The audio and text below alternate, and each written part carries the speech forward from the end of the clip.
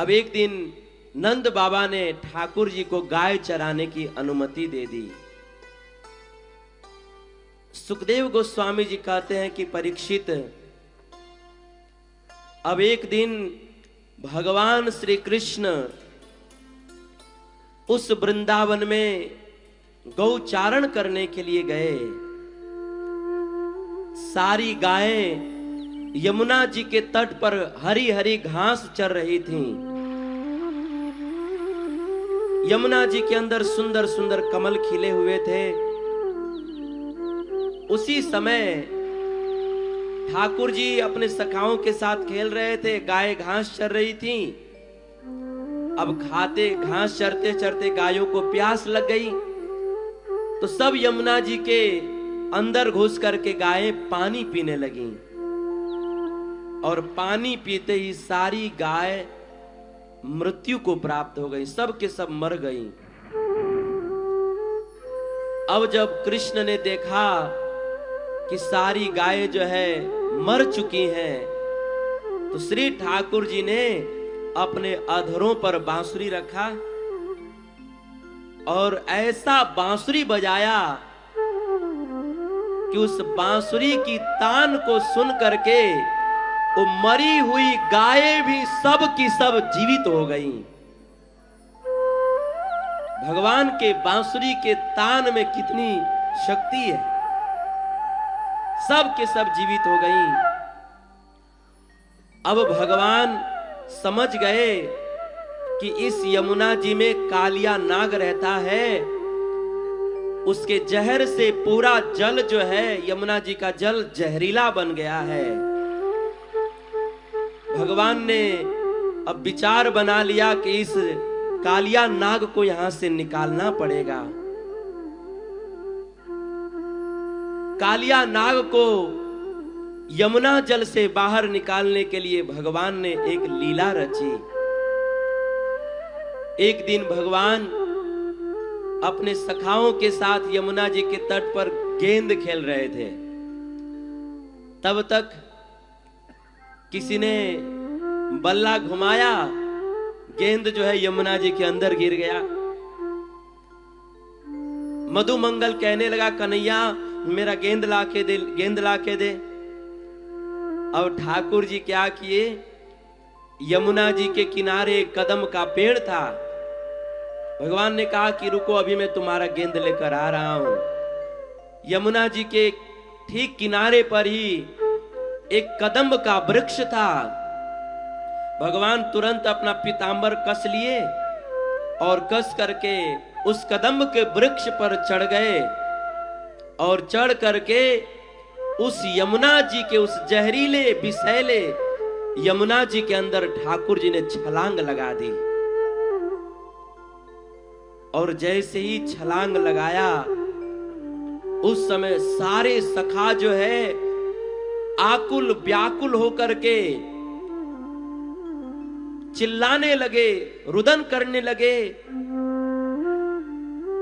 क्योंकि कालिया दह यमुना जी का जो जल था इतना विषैला हो गया था कि ऊपर, उसके ऊपर से कोई पक्षी भी उड़ते हुए जाती तो उसके विषैले जल के प्रभाव से आकाश में उड़ती हुई पक्षी भी गिर करके मर जाती। इतना विषैला था यमुना जी का जल। ऐसे जल में श्री ठाकुर जी जब कूदे, सारे सखा जो है आपस में चिल्लाने लगे, रोने लगे, चीखने लगे। सखाओं में हाहाकार मच गया। अब सारे सखा जो है तुरंत दौड़े दौड़े नंद बाबा के भवन पहुंचे और जा करके यशोदा मैया को सूचना दिया कि मैया तेरा लाला जो है यमुना जी के जल में कूद गयो है। अब ये सुन करके तो यशोदा मैया अपना सारा काम धाम सब कुछ छोड़ करके दौड़ पड़ी, क्योंकि यशोदा मैया को पता था कि जो व्यक्ति कालिया दह में गिर जाता है वो बचता नहीं है, मर जाता है। मैया यशोदा छाती पीट पीट करके रोने लगी। नंद बाबा और यशोदा मैया जो है दौड़ते हुए यमुना की तरफ चल पड़े। धीरे धीरे सारे ब्रजवासियों को पता चला, गोपियों को पता चला, सब के सब ब्रजवासी जो है चित्कार करते हुए, रोते चीखते जो है सब के सब कालियादह की तरफ दौड़ पड़े।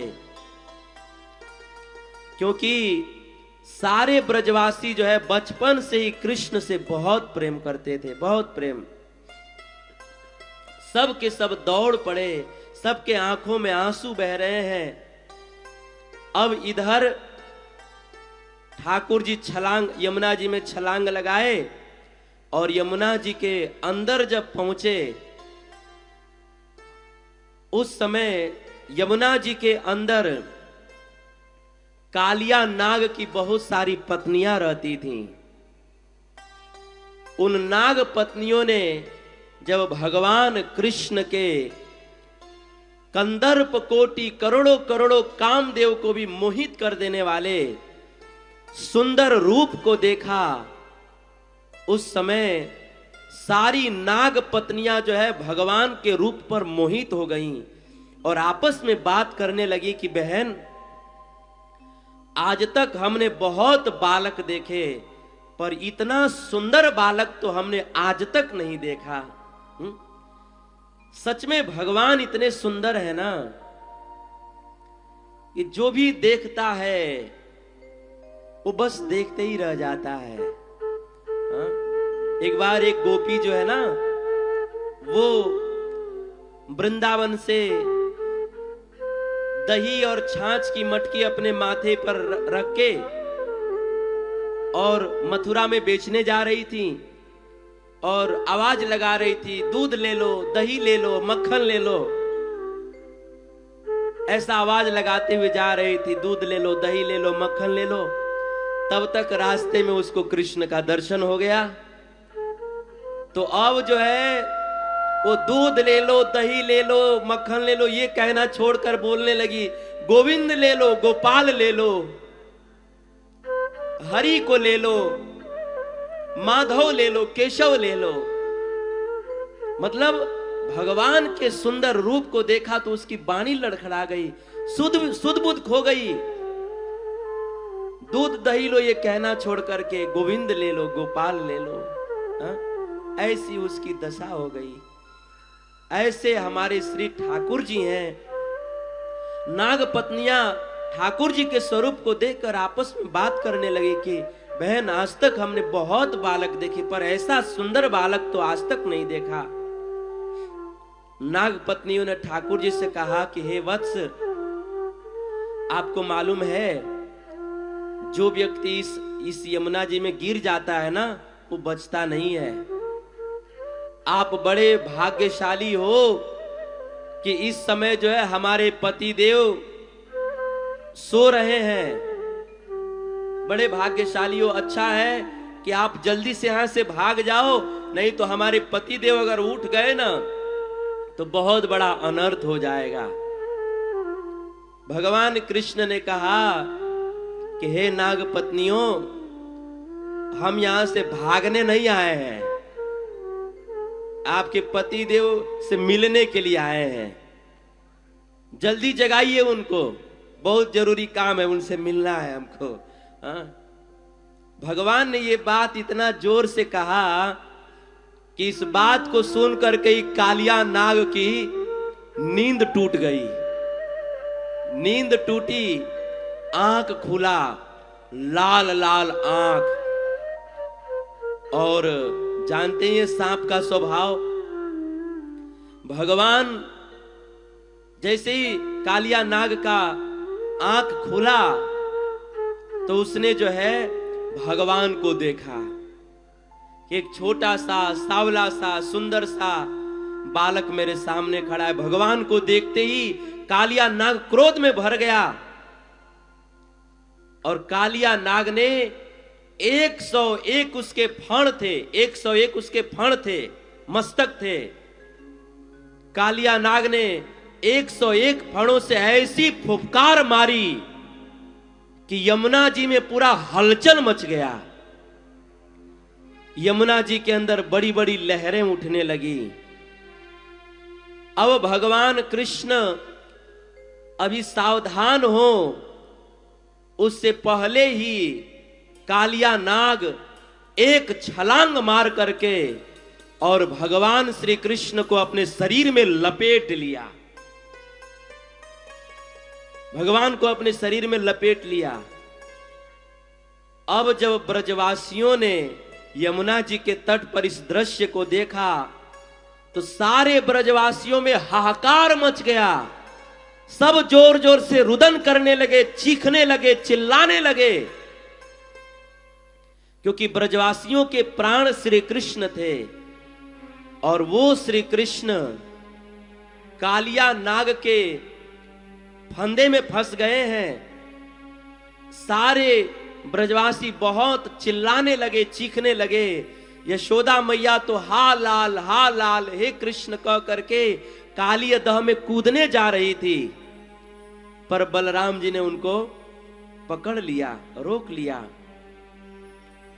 अब जब भगवान ने सारे ब्रजवासियों को रोते देखा, मैया रो रही है, बाबा रो रहे हैं, गोपियां रो रही हैं, उस समय भगवान ने सोचा कि अब ज्यादा लीला करना ठीक नहीं है, नहीं तो ये ब्रजवासी भाव में आकर यमुना जल में कूद जाएंगे तो अनर्थ हो जाएगा।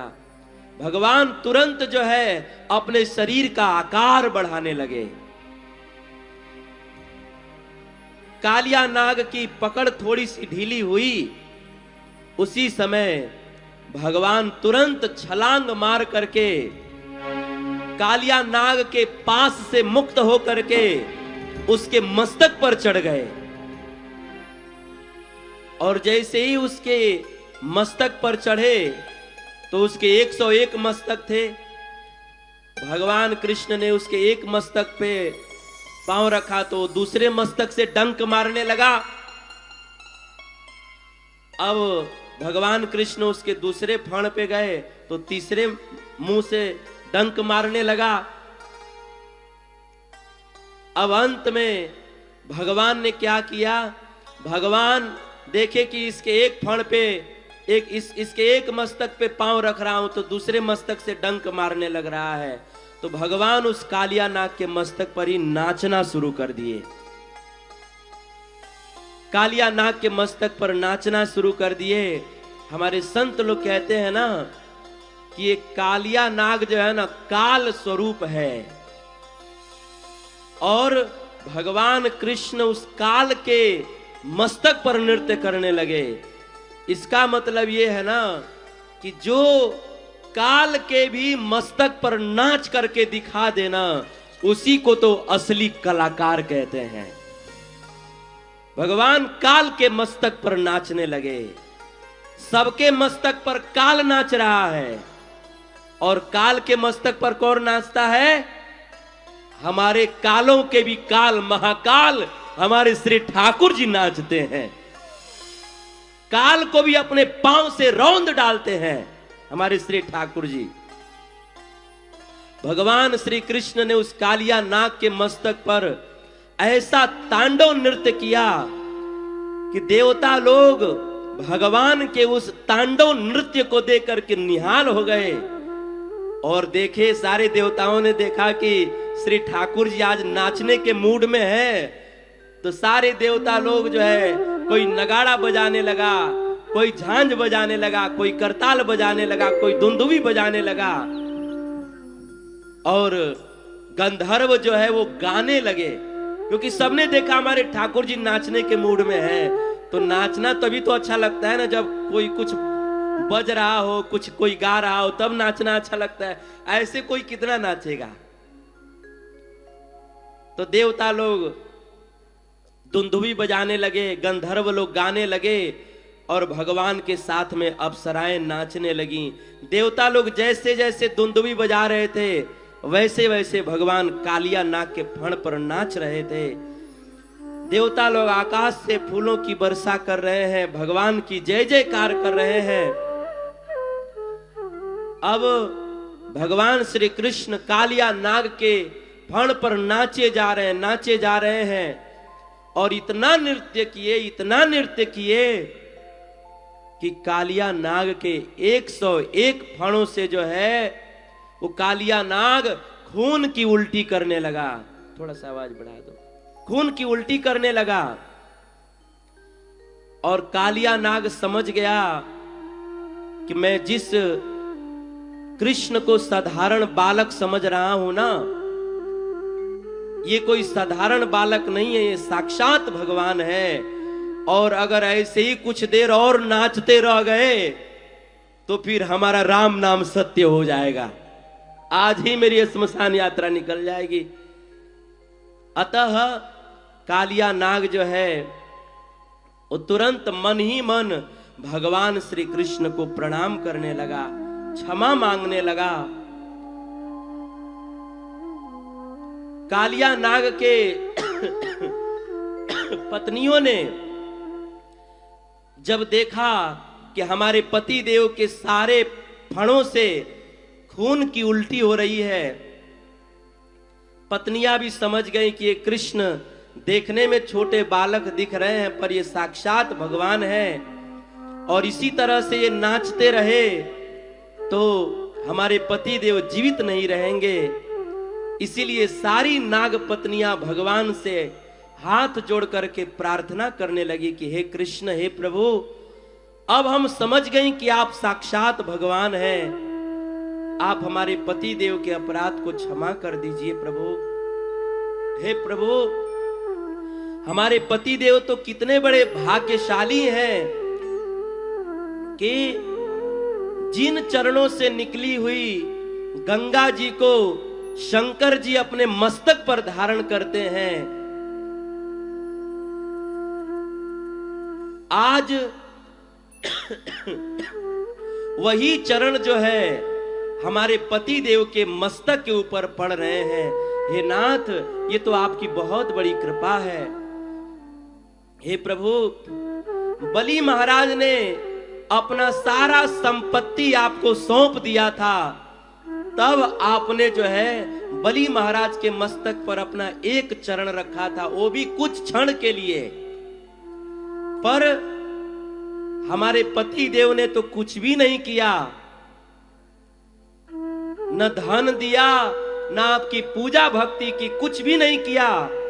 फिर भी आप इतने कृपालु हैं कि ऐसे हमारे पति देव के ऊपर, कालिया नाग के ऊपर आपने अपने दोनों चरण रख दिए और वो भी कितने घंटों से रखे हुए हैं। हे प्रभु, ये आपकी बहुत बड़ी कृपा है, हम आपको बारंबार प्रणाम करती हैं।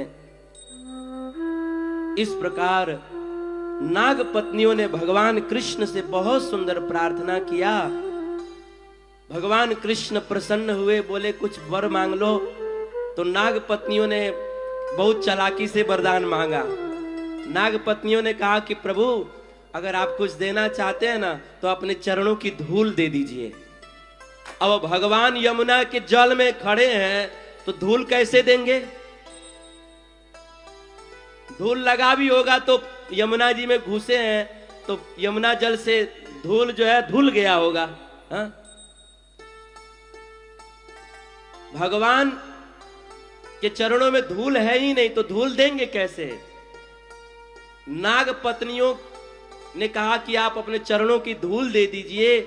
इसके पीछे भाव ये था कि प्रभु, आप जो है ना इस यमुना, हमारे पति देव के मस्तक पर से उतर करके यमुना जी से बाहर निकल जाइए और वहां यमुना जी के किनारे आप धूल पर खड़े होंगे, तब आपके पांव में धूल लगेगा और वो धूल लगेगा तब वो धूल हमें दे दीजिए। मतलब इनडायरेक्ट नाग पत्नियों ने कहा कि प्रभु, आप हमारे पति देव के मस्तक पर से उतर जाइए, नहीं तो कुछ देर और रहेंगे तो हॉस्पिटल में भर्ती करना पड़ेगा इसको, इसका इलाज भी नहीं होगा। ये ऐसा है कि जो इलाज करने आएगा उसी को राम नाम सत्य कर देगा। इसलिए प्रभु कृपा करके हमारे पति देव को जीवन दान करिए, जीवन दान दीजिए। भगवान ने कालिया नाग के अपराध को क्षमा किया और भगवान ने कहा कि मैंने तुम्हारे रहने के लिए रमणक द्वीप बनाया है, वहां क्यों नहीं रहते? कालिया नाग ने कहा कि मैं पहले वहीं रहता था, पर गरुण जी आकर के बहुत डिस्टर्ब करते थे, इसीलिए मैं यमुना जी में आके रहने लगा। अच्छा, यहाँ दिक्कत नहीं होती है? नहीं। यहाँ गरुण जी नहीं आते हैं? नहीं, क्योंकि शौवरी ऋषि ने साप दिया है, इसीलिए गरुण जी यहाँ पर नहीं आते हैं। भगवान ने कहा कि आप जल्दी से इस स्थान को छोड़ करके रमणक द्वीप में चले जाओ, आपके मस्तक पर मेरे चरणों का चिन्ह अंकित हो गया है। गरुण जी आपके मस्तक पर मेरे चरणों का चिन्ह देखेंगे ना, तो अब वो जो है दोबारा आपको परेशान नहीं करेंगे, आप निश्चिंत होकर के चले जाइए। देखिए, बड़ी सुंदर बात है कि भगवान के चरण मस्तक पर रहे ना, तो बहुत सारे विघ्न टल जाते हैं। और ये तिलक क्या है? भगवान के चरण ही तो है। ये तिलक का दायां रेखा भगवान का दायां चरण है, बायां रेखा भगवान का बायां चरण है, और ये जो है नीचे तुलसी है। मतलब ये भाल पर जो तिलक दिख रहा है भगवान का चरण ही है। इसीलिए इस चरण स्वरूप तिलक को हम सब लोग को अपने माथे पर हमेशा लगा कर रखना चाहिए। बड़े बड़े विघ्न बाधा इससे टल जाते हैं। भगवान ने कालिया नाग को कहा कि अपने अब इस स्थान को छोड़ करके रमणक द्वीप चले जाओ। कालिया नाग जो है भगवान की बात को मान लिया, कहा ठीक है सरकार, अब मैं रमणक द्वीप चला जाऊंगा। अब अंत में कालिया नाग भगवान को अपने मस्तक पर बैठा करके और यमुना जी के जल से बाहर निकला। अब जब ब्रजवासियों ने